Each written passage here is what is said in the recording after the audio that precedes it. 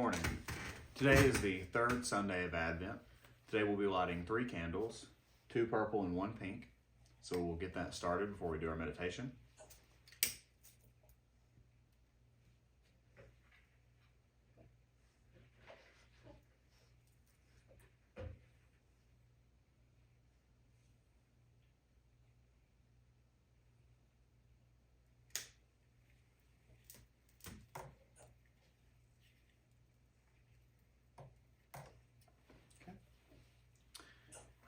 Now, as we did yesterday, there will also be a novena meditation following the meditation for the day.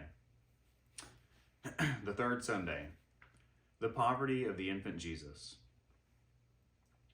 The Holy Church, in contemplating this great mystery and prodigy of a God being born in a stable, exclaims, full of admiration, O great mystery, O wonderful sacrament, for animals to behold the Lord lying in a manger.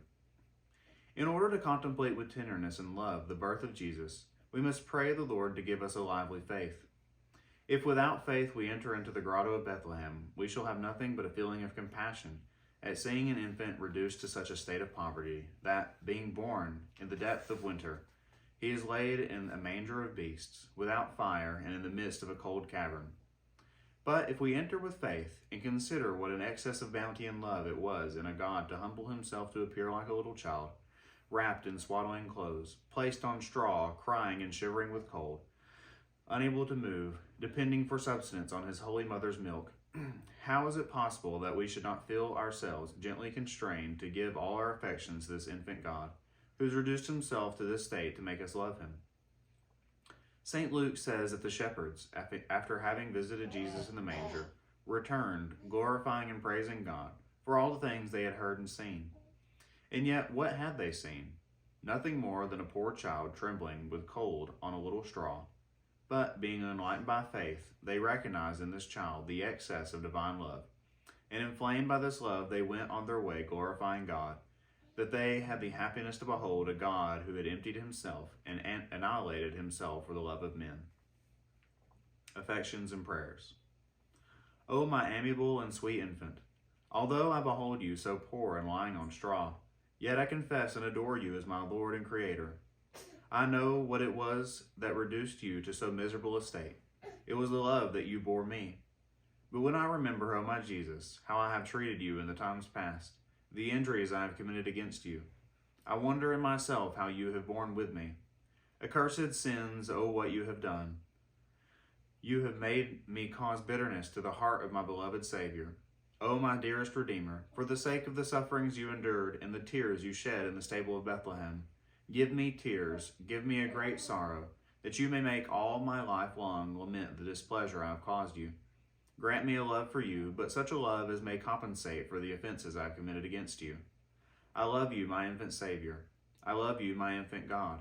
I love you, my love, my life, my all. I promise you from this day forth to love none but you. Help me by your grace, without which I can do nothing. Mary, my hope, you obtain whatever you will from your Son. Obtain for me his holy love. My mother, hear me. And today, like yesterday again, we'll be doing our novena meditation, December 17th. Bitterness of the heart of Jesus in the womb of his mother. Consider the great bitterness with which the heart of the infant Jesus must have felt itself afflicted and oppressed in the womb of Mary at the first moment when his father proposed to his consideration all the series of contempt, sorrow, and agonies which he was to suffer during his life, to deliver men from their miseries. In the morning he awakens my ear, and I do not resist. I have given my body to the strikers. Thus did Jesus speak by the mouth of the prophet.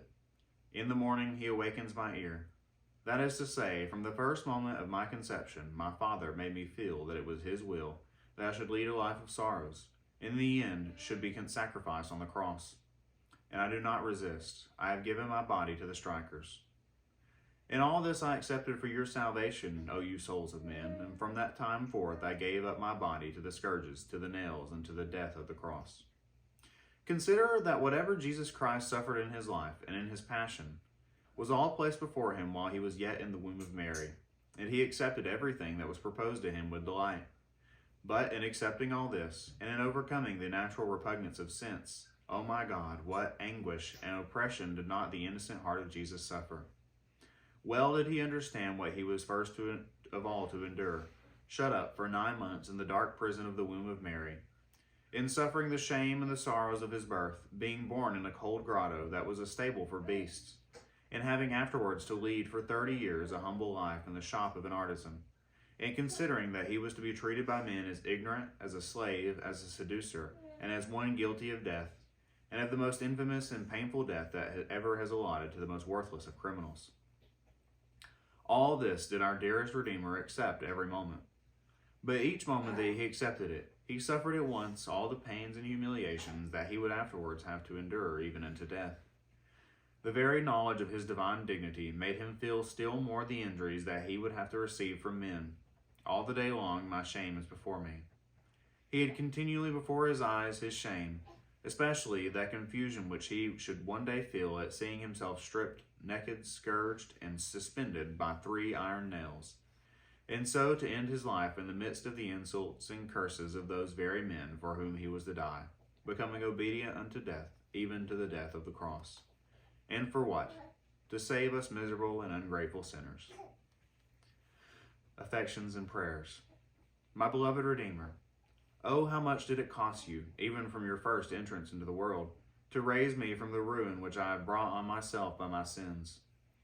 You have consented to be treated as the lowest of slaves, in order to deliver me from the slavery of the devil, to whom I had willingly sold myself by sin. And yet, knowing all this, I have had the boldness to afflict continually your most amiable heart, which has loved me so much. But since you, who are so innocent, and are my God, have accepted such a painful life and death, I accept for your love, O my Jesus, every trouble that shall come to me from your hands.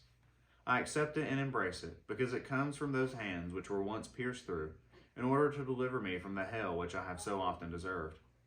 Your love, O my Redeemer, in offering yourself to suffer so much for me, does more than oblige me to accept for your sake every sorrow, every humiliation. O my Lord, for your own merit's sake, give me your holy love. Your love will render all suffering's ignominy sweet and pleasant to me. I love you above everything. I love you with my whole heart. I love you more than myself. But during your whole life, how many and what great proofs of your love did you not give me? And yet, ungrateful that I am, how many years have I not lived in the world without giving you any proofs of my love?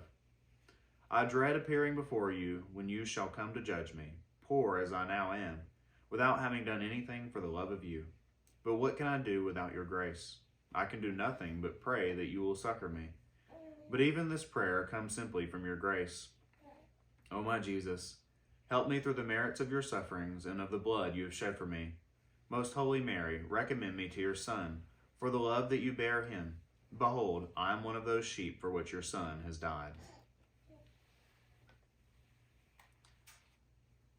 And with that, we conclude our meditations for the third Sunday. Hope you're having a great Advent, and we'll pick up tomorrow. Have a good day.